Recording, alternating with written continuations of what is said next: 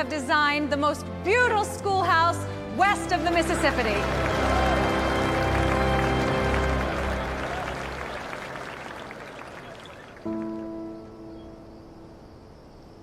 At Holloway Banks's engagement supper, 60 guests raised their glasses when the future Mrs. Holloway stood up and told the whole table that she'd designed the new schoolhouse herself.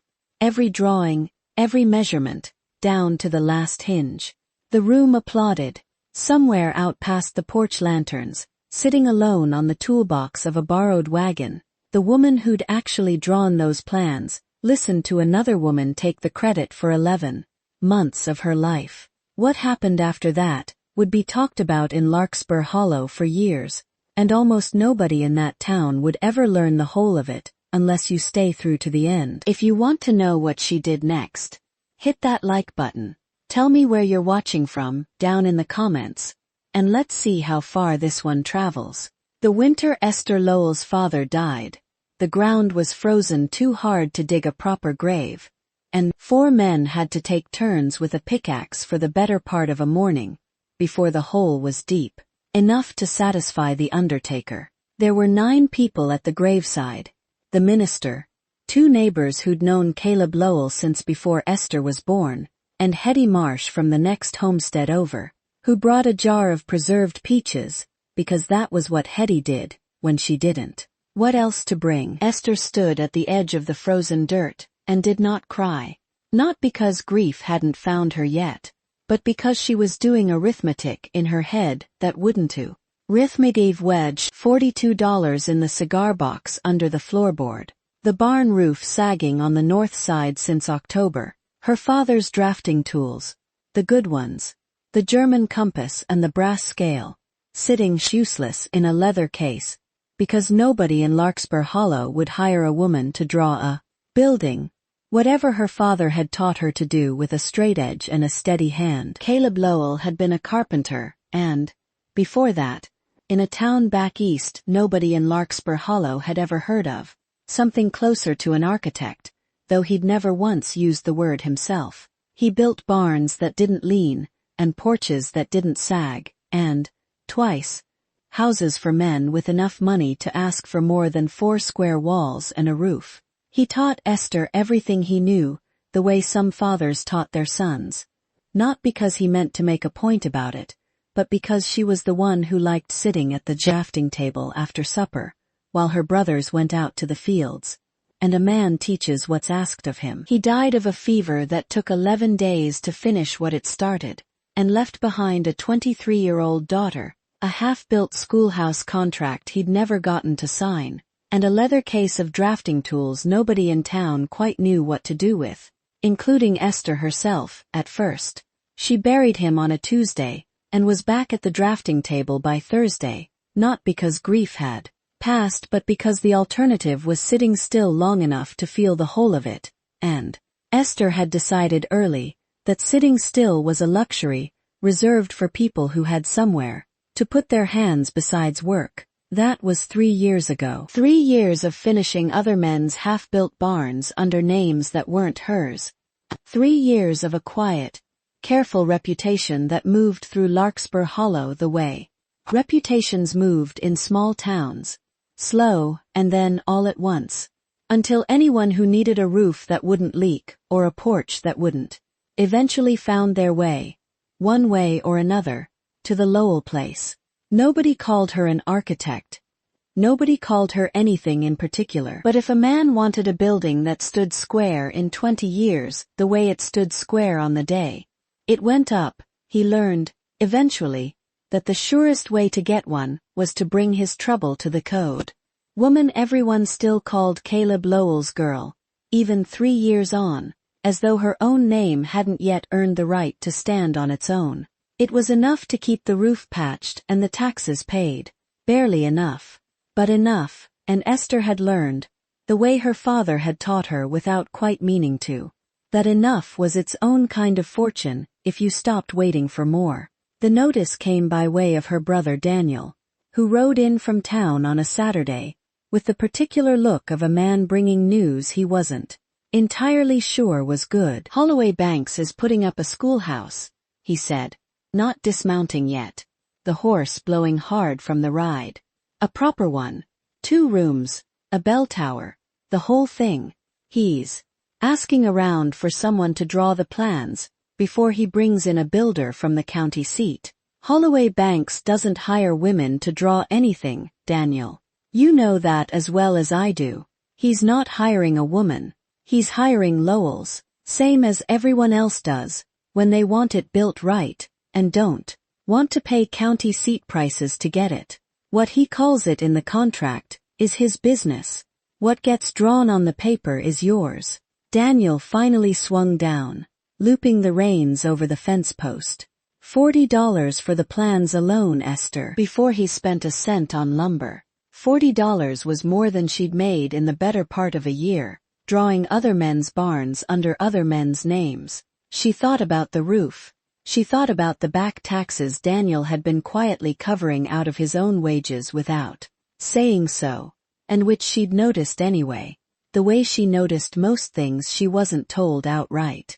She did not think, particularly, about Holloway Banks himself, beyond the ordinary thought any sensible person gave to a man who owned half the good grazing land between Larkspur Hollow and the river crossing. She thought about the money, because that was what sensible women in her position did. They thought about the money, and set the rest of it aside, and went and spoke to whoever needed speaking to. She rode in the following Monday. The Banks place sat at the top of the valley, the way it had sat there for 2 generations, a long low ranch house with a proper covered porch running the length of it, a barn big enough to shelter 40 head through a hard winter, and the particular settled confidence of a family that had never once had to wonder where the next year's money was coming from. Esther had been out this way once before, years back, delivering a folded set of drawings for a hayloft her father had designed, and she remembered standing in the yard thinking, if I had land like this to build on, I could do something worth remembering. She was met at the side door, not the front, by a tall woman named Ruth, who ran the Banks household with the brisk, faintly suspicious efficiency of a woman who'd seen a great many strangers come asking for Holloway Banks's money over the years, and trusted very few of them. You're the Lowell girl, Ruth said. It wasn't quite a question. Esther Lowell. Mr. Banks said to bring you straight through when you came. This way. She was taken not into the main house, but to a small office off the kitchen. A practical room with a worn desk and a window looking out over the corral. The kind of room built for business rather than company. Esther sat and folded her hands and told herself not to look as though $40 mattered as much as it did, which mostly meant sitting very still and keeping her eyes on the window instead of the door. Holloway Banks came in a few minutes later. She'd seen him before, the way you see anyone in a town the size of Larkspur Hollow, across a street, at the edge of a gathering, never close enough to form much of an opinion, beyond the general shape of a man. Up close he was younger than she'd expected, maybe 30, broad through the shoulders in the particular way of men who'd worked cattle before they'd main, with a tired, careful look around the eyes that had nothing to do with the hour of the morning. Miss Lowell. He didn't sit right away. He studied her for a moment, the way a man studies a tool he's not yet sure will fit the job. I'll be straight with you. I've heard good things. Pratt says you drew his hay barn and it stood through 2 bad winters without a complaint. My foreman says the schoolhouse needs to go up before the first snow, which doesn't leave much room for a slow start. I work quickly when the plans are clear from the beginning. I'll need to know how many rooms, how many windows, whether you want the bell tower load-bearing or decorative, before I draw a single line. 2 rooms, real windows, not the cheap kind that fog in winter. The bell tower load-bearing. I want it to last past my own lifetime, not just look like it might. He paused, and something shifted in his manner, careful in a way it hadn't been a moment before. There's a condition to the arrangement. I won't pretend there isn't. Esther kept her face still. Go on. My fiancée, Miss Adelaide Crane, will be overseeing a good deal of the town's opinion of this schoolhouse, once it's up. given her family's standing, and she's made it plain she'd rather the drawings come from a firm in the county seat. I haven't the budget for a county seat firm, not without delaying past the season. And I won't have my children's children going to school under a roof I had to mortgage half my herd to pay for. So the arrangement is this. You draw the plans. The contract names a drafting office in the county seat as the originating firm, on paper, for the purposes of anyone who asks. You're paid in full, same as if your name were on it. But your name isn't on it. Not on the contract. Not on the cornerstone. Not in anything Adelaide or anyone in this town ever has cause to read. Esther sat with that for a long moment.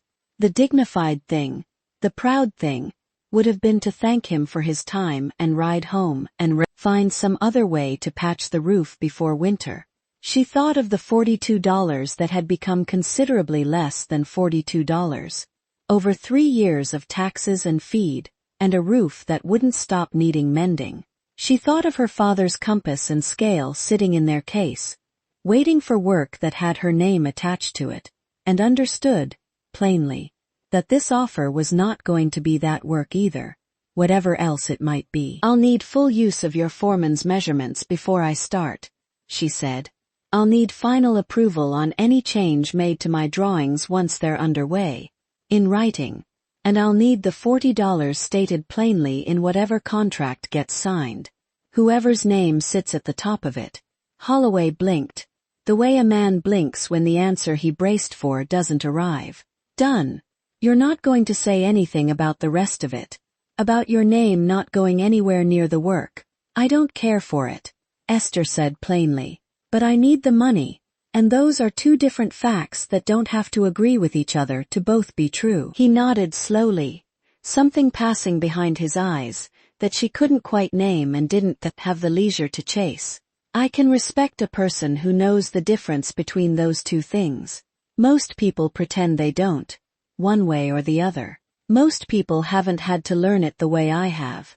He didn't answer that, and she didn't expect him to. They shook hands across the desk, brief and businesslike, and Esther rode home with 11 months of work ahead of her, and a contract that would never carry her name, and told herself, the whole way back, that $40 was $40, and a roof that didn't leak come pray.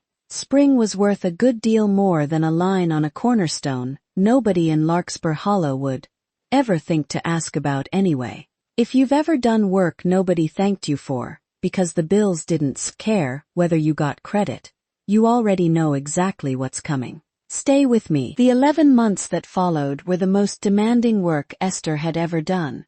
More demanding even than the barns and porches that had quietly built her reputation under other men's names. A schoolhouse wasn't a hayloft. It had to hold 40 children through every season for the next 50 years, had to be warm enough in January and cool enough in July, had to satisfy a county inspector who would come through with a level and a list of requirements as long as Esther's arm. She drew the first plans in 4 days, working by lamplight after the ordinary chores were done, and brought them to Holloway's foreman, a careful sun-weathered man named Otis Pratt who'd built half the structures in the valley, and had no particular interest in whose name sat on a drawing, so long as the drawing itself didn't lie to him. Bell Tower's load-bearing, like he wanted. Otis said, turning the plans over slowly, tracing the lines with one calloused finger. Most folks who draw a load-bearing tower forget the weight wants distributing down through the corner posts, not just down through the center beam. I didn't forget. No, Otis said, looking up at her properly for the first time.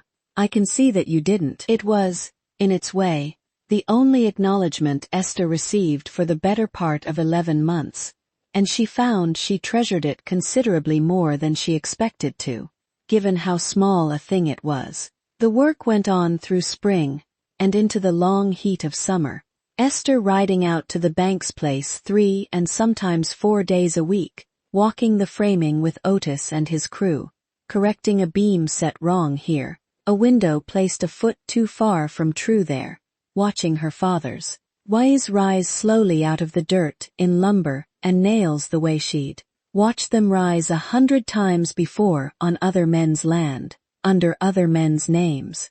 She grew used to entering by the side gate near the schoolhouse site, rather than the main drive. She grew used to Adelaide Crane's occasional visits to inspect the progress, the way the other woman would walk the half-finished rooms with her parasol, and her particular, practiced air of ownership, asking Otis questions about windows and flooring, that Otis answered carefully, deferring credit toward a drafting office in the county seat that had done nothing but lend its letterhead to a contract. Esther minded it less than she expected to, most days. The work itself was its own satisfaction, the particular pleasure of watching a thing she'd coined, drawn on paper, become a thing that could shelter children from weather, that would still be standing long after everyone currently living in Larkspur Hollow had gone the way of her father. But there were other days, quieter and harder to name, when she stood at the edge of the site, watching Adelaide trail her parasol through rooms Esther had measured and corrected, and Dowlin worried over for months, and felt something close to grief for a kind of recognition she'd long since told herself she didn't need. The first real test of the arrangement came in the heat of midsummer, when a county inspector, named Garrity, rode out unannounced to look over the framing before the walls went up. A small, exacting man with a clipboard, and the particular suspicion of anyone whose job was finding fault in other men's work. Bell Tower's load-bearing, Garrity said, squinting up at the half-finished frame. That's an unusual choice for a building this size. Who drew these plans? Otis hesitated half a second too long, the way a careful man hesitates when a question lands somewhere he hasn't prepared an easy answer for. Drafting office out of the county seat, he said finally, the lie sitting awkwardly in his mouth. Which office? I know most of the firms that work this county, and load-bearing towers on a schoolhouse this size aren't a common request. I'd want to see the structural calculations before I sign off on it. Esther, standing a few feet off with a fresh set of drawings under her arm, felt the moment narrow the way moments sometimes did, every choice suddenly visible, and none of them comfortable. She could let Otis flounder for a name that didn't exist, and risk Garrity's suspicion turning toward the whole project. Or she could speak. The calculations are mine to walk you through, if you'd like to see them, she said, stepping forward before she'd fully decided to. I can show you the load distribution through the corner posts rather than the center beam, which is where most towers this size go wrong. Garrity looked at her for a long moment, then at the drawings she held out, and something in his manner shifted from suspicion toward simple professional interest. You drew these? I did the calculations, yes. It was the truest thing she could say, without unraveling the whole arrangement standing behind her, and she said it carefully, watching Otis's shoulders ease slightly, at the careful distance she'd kept between drawing and naming. Garrity studied the figures a long while, asked 3 sharp questions, received 3 sound answers, and rode off satisfied without ever once learning the fuller truth of whose hand had drawn the whole of it. It was, Esther thought afterward, the closest she had come all year to claiming the work as her own, in front of someone who mattered, and the closest call yet to the arrangement breaking open, before either she or Holloway were ready for it to. She mentioned the visit to Holloway that evening, finding him at the site checking the day's progress before the light failed entirely. Garrity wanted the calculations explained, she said. I gave them to him without giving him the rest of it. It held, but it won't always hold, the longer this goes on. Eventually someone's going to ask the question in a way that doesn't summer, and I know it. He didn't look at her right away, his attention seemingly fixed on the framing, though she suspected the framing wasn't really what occupied him. I think about that more than I let on, and yet, here we still are. Here we still are, he agreed, and there was nothing satisfied in the way he said it. She grew used to entering by the side gate near the schoolhouse site, rather than the main drive. She grew used to Adelaide Crane's occasional visits, to inspect the progress, the way the other woman would walk the half-finished rooms, with her parasol, and her particular, practiced air of ownership, asking Otis questions about windows and flooring, that Otis answered carefully, deferring credit toward a drafting office in the county seat that had done nothing but lend its letterhead to a contract. "You've never once asked me to put your name on anything," he said one afternoon in late summer, watching her check a level against the schoolroom's north wall. "Not once, in 9 months. I'd half expected you to push the matter by now." Pushing it wouldn't get the schoolhouse built any faster, and it wouldn't put $1 more in my pocket. "I learned a long time ago which battles are worth the candle, and which ones just cost you the spee. Candle for nothing. That's a hard way to learn a thing. It's the only way most people learn anything worth keeping." She set the level down and looked at him. "You've never once corrected anyone either, when they credit the county seat firm in front of you. I've heard you let it stand at least 3 times this summer." Something tightened briefly around his eyes. "I have. I've told myself it wasn't the moment. Or it would smooth over. Or it wasn't worth the trouble it would stir up with Adelaide's family if I made a point of it at the wrong gathering." He looked out over the half-finished building, the bell tower's frame standing bare against the sky. "I've started to notice I've been telling myself that for the better part of a year now." Esther said nothing to that, mostly because she suspected he was working his own way toward a spot. Conclusion she had no business hurrying along, and the work of waiting quietly while someone else arrived at an obvious truth was, in her experience, often the more useful kind of patience. It was a week later, in early September, that Adelaide Crane came upon Esther directly for the first time without Otis or anyone else nearby to soften the encounter. Esther was kneeling at the base of the bell tower frame, checking the corner post settings against her drawings, when Adelaide's parasol cast its shadow across the page. "You're the one Otis keeps consulting," Adelaide said, not quite a question, her tone carrying the particular brightness people use when they already suspect an answer they'd rather not hear confirmed. "I do some of the measuring for him." "Yes, ma'am. Some of the measuring." Adelaide's mouth curved, not unkindly exactly, but with the careless ease of someone who had never once had to wonder whether her own labor would be credited to someone else. "So Holloway tells me the plans came from a firm in the county seat. I confess I'm relieved to hear it. I wouldn't want the schoolhouse built on guesswork from whoever happened to be available locally." Esther kept her eyes on the drawing in her hands, her voice even. "The plans were drawn with a good deal of care, ma'am, wherever they came from. I'm sure they were. Though I expect there's a difference between care and training, whatever the intentions behind it." Adelaide glanced toward the half-raised tower, dismissing it, and the conversation both in the same motion. "It's no matter to me who measures the boards, so long as the building stands. That part's hardly skilled work, is it? Anyone with steady hands could manage it."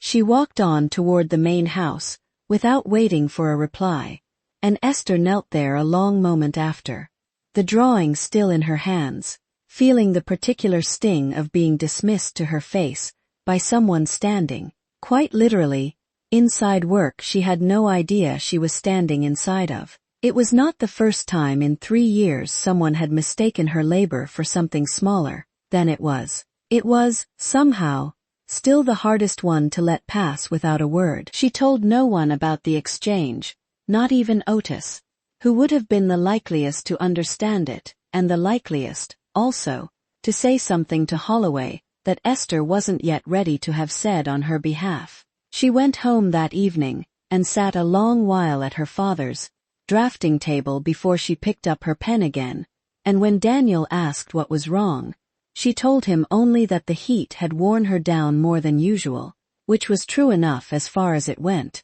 even if it wasn't the whole of the truth. The schoolhouse was finished in late September, 3 weeks ahead of the first frost, standing square and true exactly the way Esther had drawn it 11 months before, the bell tower rising clean above the roofline, the windows fitted tight enough that not a single draft found its way through come the first cold morning.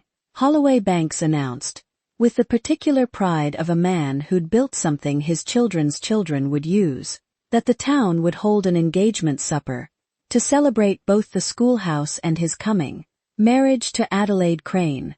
The two events folded together into one evening of speeches and roast beef and a fiddle player brought in from the county seat for the occasion. Esther was not invited, exactly, though she was asked, almost as an afterthought, whether she'd care to come help with the serving, given how many extra hands a supper for 60 guests required. She said yes, mostly because $40 from 11 months ago had long since been spent on sorrow, the roof and the taxes, and a few dollars more for an evening's serving was not a sum she could afford to turn down out of pride. However, much pride had a way of asking to be paid first. She spent the evening moving between the kitchen and the long tables set up under lantern light.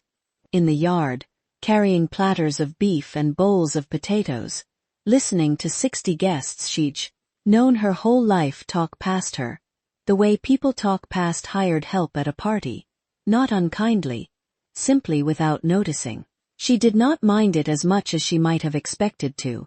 She had built a habit, over 3 years, and then 11 months, of not minding the things that cost her nothing to ignore. It was near the end of the evening, after the roast had been cleared, and the fiddle had started up, that Adelaide Crane rose from her seat at the head table, glass in hand, and asked for the guests' attention. Esther was crossing the yard with an empty platter when the toast began, and she stopped, the way anyone stops when a speech starts up nearby, not from particular interest, but from the sane ordinary courtesy of not clattering dishes through someone else's moment. She recognized, before Adelaide had said more than a few words, the particular brightness in the other woman's voice, the same easy carelessness she'd heard months before at the bell tower frame, dressed up now for a larger audience. "Before the evening goes any further," Adelaide said, her voice carrying clear and pleased across the lantern light, "I wanted to say a word about the schoolhouse, since so many of you have asked after it tonight." A small, practiced pause, the kind that announces a speech has been rehearsed at least once in front of a mirror. "I drew every plan myself, every measurement, every window, the whole of the bell tower down to the last hinge. I wanted Larkspur Hollows, but children to learn, under a roof built from something more than a hired draftsman notion of what a schoolhouse ought to be. I wanted it built with care." A ripple of polite surprise moved through the nearer tables, the kind reserved for guests who hadn't previously known their hostess possessed such a particular talent, and somewhere among the murmurs, Esther heard old Mrs. May Pratt remark to her neighbor that she'd never have guessed Miss Crane had a head for figures at all, which Esther, standing in the dark with an empty platter, found she could not entirely begrudge the woman for not guessing. The applause came up around her in a warm, unbroken wave, glasses lifting, Holloway's own mother dabbing at her eyes near the head table, and Esther stood at the edge of the hall, lantern light with an empty platter in her hands, and watched another woman take a bow for 11 months that had belonged, every hour of them, to her. She did not set the platter down hard, or say a word, or do anything at all that would have given the moment the satisfaction of a scene. She carried the platter back to the kitchen, washed it, dried it, set it on the shelf where it belonged, and walked out the side door to where the wagon was tied, and sat down on the toolbox in the dark, because her legs had decided, without consulting the rest of her, that they were finished standing for the evening. She sat there a long while, listening to the fiddle and the laughter carrying out from the yard, doing the same kind of arithmetic she'd done at her father's graveside 3 years before, except this time, the sum she was working wasn't dollars and taxes. It was 11 months, and a name that wasn't hers on a cornerstone, and the particular, familiar weight of being the one who built the thing, and not the one the room remembered for it. She was untying the wagon to head home when she heard the side door open behind her, and Holloway Banks's voice, low, careful, pitched not to carry back toward the party. Miss Lowell. She turned, the reins still in her hand. Mr. Banks. He came down the steps into the lantern light, his good coat half undone at the collar, the careful, composed look he'd worn all evening, already starting to come apart at the edges. I owe you an apology I don't know how to make properly, and I'd rather try badly than not try at all. You don't owe me anything you haven't already paid, Mr. Banks. We had a contract. I knew the terms when I signed them. That's not the same as the terms being right. He stopped a few feet from her, the lantern light catching the tired look around his eyes that had never quite gone away in 11 months. I stood at that table tonight, and let her say it. I told myself, same as I've told myself all year, that it wasn't the moment, that making a scene at my own engagement supper would help nobody, least of all you. And then I watched you carry a platter back into that kitchen like none of it touched you at all. And I understood I'd been telling myself a comfortable lie for the better part of a year. And comfortable lies have a way of costing more than the truth would have, eventually. What do you mean to do about it now? I mean to go back in there, and tell them the truth. All of it. Whose hand drew every line of that schoolhouse, and whose hand didn't. He held her gaze steadily. I wanted to tell you first, before I did it, because you've earned the right to say no if you'd rather I didn't, and I won't take that choice away from you the way it's been taken away from you all year already. Esther stood with the reins still in her hand, the wagon horse shifting patiently behind her, and felt something large and complicated settle in her chest that she didn't have the leisure, just then, to sort out properly. If you say it, she said slowly, there's no taking it back. Adelaide's family will hear it. The whole valley will hear it by Sunday. You understand that? I do. And you're prepared for what that costs you, whatever it turns out to be. I've been unprepared for a great many things this year, Miss Lowell. I find I'd rather be prepared for the truth than comfortable with the alternative. A faint, tired smile. I believe that's a lesson I learned watching you work, if I'm honest about where it came from. He went back inside before she could answer. And Esther stood alone in the lantern-spotted dark, a moment longer, then walked to the cracked kitchen door, instead of climbing onto the wagon, because some part of her needed to hear it for herself, rather than learn of it second-hand, the way the rest of the valley would by morning. She heard his voice rise clear through the open windows, addressing the room now, not any one person in particular. She heard him say her name, 2 plain words, carrying out past the lantern light, and into the cold Wyoming dark. Esther Lowell. He did not raise his voice, particularly. He did not need to. He said it the way a man states a fact he's certain of, and the certainty carried further than shouting would have. He told them she had drawn every line of the schoolhouse, every measurement, every window, the bell tower down to the last hinge, working by lamplight after a full day's other labor because the contract he'd asked her to sign had asked her, in exchange for $40 and her family's roof staying patched through another winter, to let someone else's name stand where hers belonged. He told them Otis Pratt could vouch for every word of it, and that Otis, when asked directly, did exactly that, in front of the whole gathered table, without hesitation. He told them he was the one who'd asked for her silence in the first place, and that the asking sat poorly with him now in a way it hadn't seemed to, somehow, for the better part of a year, and that he meant to correct it tonight, rather than carry it any further than he already had. The room went very quiet. Then, slowly, the same way applause had risen minutes before for an entirely different speech, it rose again, uneven at first, gathering as it went, until the yard was full of it. Esther did not go back inside to receive it. She walked to the wagon, climbed up, and rode home under a sky thick with cold stars, and was halfway down the valley road before she heard a second horse behind her, considerably faster than her own tired mare, and did not slow down, telling herself there was no particular reason to, even as some other part of her was already easing back on the reins. Miss Lowell. Holloway drew alongside her, still in his good coat, looking like a man who'd left a party mid-stride and not particularly minded doing it. You're going to catch your death riding out in that coat with no proper hat. I expect I'll survive it. He matched her pace, the two horses' breath clouding in the cold air between them. Adelaide's gone, packed what she came with and left before the supper had properly finished, which I suppose answers a question I'd been too occupied to ask myself plainly until tonight. I'm sorry for that, whatever else is true. Don't be. I'm not, particularly, though I expect I will be for the trouble of it come morning. He looked at her steadily in the dark. I wanted to say something to you before you got too far down this road, and I find I don't know how to say it well, so I'll say it plainly instead, the way you've always done with me. All right, say it.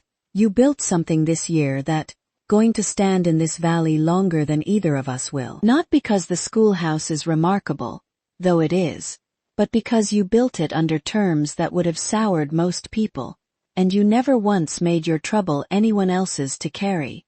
I've watched you do that for 11 months, and I don't know many people built that way.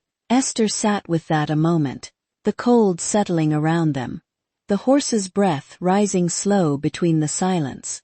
My father used to say, that's just what honest work looks like, when nobody's there to dress it up for you.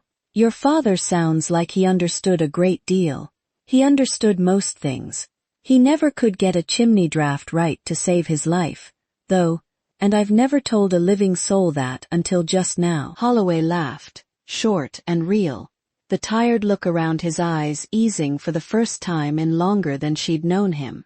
If a story about quiet work finally getting its due is the kind that stays with you long after the credits roll, you're exactly who this one was written for. They rode the rest of the way in something closer to companionable silence than either of them, quite expected, the kind that settles between two people who have spent a year working carefully alongside one another, and are only now discovering what else that careful work has built between them. He left her at the gate of the Lowell place without asking to come further, which she noted and appreciated more than she said aloud, and rode back up the valley road toward a house that would need, come morning, a good deal of sorting out that had nothing to do with schoolhouses or contracts. The talk in Larkspur Hollow ran exactly the way Esther had warned him it would. By Sunday, half the valley had heard some version of the engagement supper, embellished a little more with each telling, the way stories always grew in a town small enough that everyone had a stake in how they ended. Adelaide Crane's family did not take the matter quietly,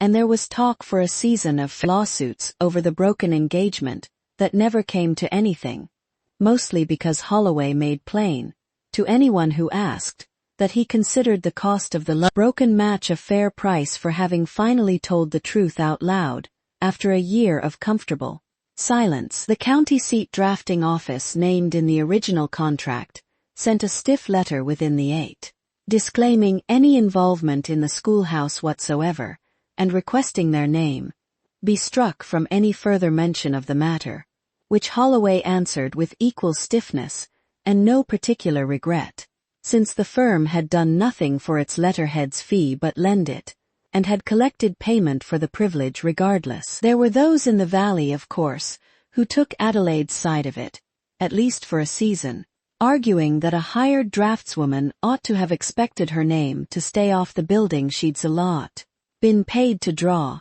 contract being contract, and that Holloway had made a public spectacle of an arrangement most men would have simply let lie. Esther heard a version of that argument second-hand, from Hetty Marsh, who'd overheard it at the dry goods counter, and rode out specially to repeat it.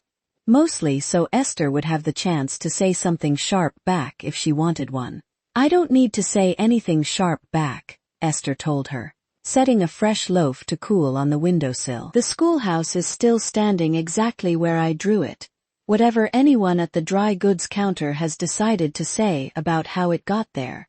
That's a more patient answer than I'd have given, Hetty said, accepting a slice of the bread without being asked twice. I've had 3 years of practice being patient about things that cost me nothing to be patient. About. This isn't a new skill. It's just the first time it's paid off in front of an audience. Esther's name went up on the schoolhouse the following spring, carved into a small brass plate set beside the front door, where any child walking in for their first day of lessons could read it if they troubled to look down. It wasn't grand. It wasn't the cornerstone, but Otis Pratt told her, the day he fixed it to the wall himself, rather than send one of his crew to do it, that he'd chosen the spot deliberately, low enough that children would see it at their own eye level for years before they were tall enough to stop noticing it at all, which struck Esther as a more honest kind of permanence than any cornerstone could have offered. Daniel stayed on at the homestead, taking over the bulk of the farm work without complaint, and took to telling the story of the engagement supper at every gathering where he judged the stock. Company would appreciate it, adding some new detail each time he told it, until Esther gave up correcting him, and let him keep his version, embellishments and all. Holloway came to the Lowell place often enough, over the following year, that Daniel stopped pretending to be surprised by it, and Hetty Marsh started bringing 2 jars of preserves instead of 1, whenever she rode out to visit, on the theory, never stated outright, that the second jar would find a use eventually. 5 years on, Esther Lowell's drafting table sat in a proper office of its own in town, with her name painted plain on the window glass, Lowell and Banks, builders, the partnership Otis had half-jokingly suggested the spring after the schoolhouse went up, and which had, in the years since, become the busiest drafting office between Larkspur Hollow and the county seat. She still kept her father's mother's way of compass and brass scale in their leather case on the corner of the desk, not for use, mostly, but because a person ought to keep close the tools that taught her everything worth knowing, whatever else changed around them. "You're at it early," Holloway said, finding her there one particular morning, before the office had properly opened, their daughter asleep against his shoulder, their son trailing a wooden cart across the floorboards with the fierce concentration of a boy, thoroughly convinced he was conducting business of real importance. "The county's new bridge contract won't draw itself, whatever the hour. I've told you, you needn't come in before the sun's properly up, just because the work's waiting." "I've always come in before the sun's properly up." "Holloway, you married a woman who does that. I don't see why becoming Mrs. Banks ought to change it now." He smiled, the tired look long since gone from around his eyes, and crossed to the window, looking out over a town that had, slowly, and without much ceremony, come to know exactly whose hand had drawn half the buildings standing in it. Their son held up his wooden cart with great solemnity. "Papa, it's carrying the lumber, is it?" Holloway said, biting back a smile of his own. "And what's the lumber for?" "The whole town," the boy said, as though this should have been entirely obvious, and went back to his important work, while his parents exchanged a look that needed, by then, no further translation between them at all.